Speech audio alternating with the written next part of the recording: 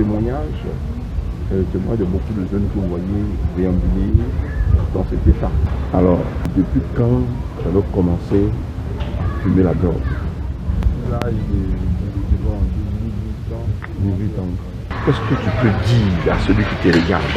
Je continue à penser à ce que la drogue fatigue un peu l'esprit. Il faut savoir si ça va se mettre en pression. Il faut se garder. Mais qui t'a mis dedans? C'est mon ami d'enfance, mon petit ami. Mon ami d'enfance, on s'est retrouvé sur le chantier. Bon, j'ai commencé à aimer ce qu'il faisait, puis aussi. D'accord. Aussi à et au jour d'aujourd'hui, quel conseil tu peux donner à des jeunes de ton âge? Pas vraiment chercher à bord avec un autre trajet, d'aller droit au but, vers où ça se trouve, parce qu'on a tout ça.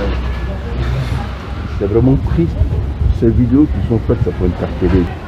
Au départ, c'est comme un conte de fées. Au départ, tu as toute la joie que cela peut procurer. Mais au fur et à mesure aujourd'hui, regardez un peu l'état dans lequel il est. Et la seule chose qu'on peut faire, c'est Jésus-Christ de Nazareth. Et toi qui n'as pas encore fait la paix, Jésus, toi ce jeune qui te cache, n'est-ce pas, dans les vestiaires à l'école, toi qui as 12 ans, 13 ans, toi qui as 9 ans, toi qui te caches, je ne sais pas, pour fumer de la drogue en cachette, oui, me regarde là où tu peux te retrouver, ça va être connu. Si jamais tu pètes les ponts, ça va être connu. Si jamais tu fais une dépression mentale, si jamais ça ne va pas. Et donc voici, tranquillement, vous le faites. Alors nous ne sommes pas là en train de simplement vous dire viens à Jésus, simplement je suis en train de dire que la meilleure façon d'échapper à cette vie, c'est de s'attacher à Jésus parce que c'est un peu partout maintenant, c'est partout.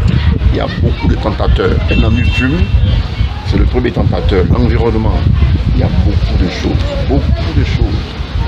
Quand on ne se retrouve pas, on est stressé, qu'on n'a pas de solution, ce n'est pas d'aller se plonger dans le belay, dans le coutou, dans la drogue. Voilà où ça vous amène. C'est plein de choses souvent.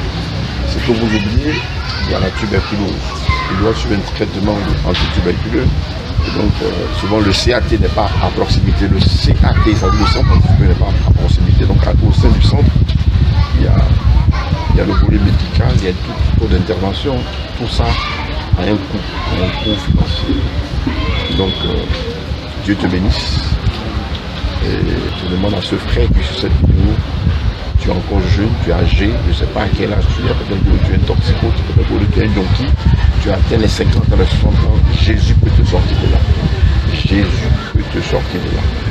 Et c'est pourquoi vous allez voir tout à l'heure quand on prêchait, on ne s'emmerde pas, on descend dans l'arène, dans le fumoir, avec Belledrome, on nous demande mais pourquoi votre temple n'est pas rempli, mais Dieu donne à chacun une feuille de route, on est plus dans les Belledrome, on est plus dans les fumoirs.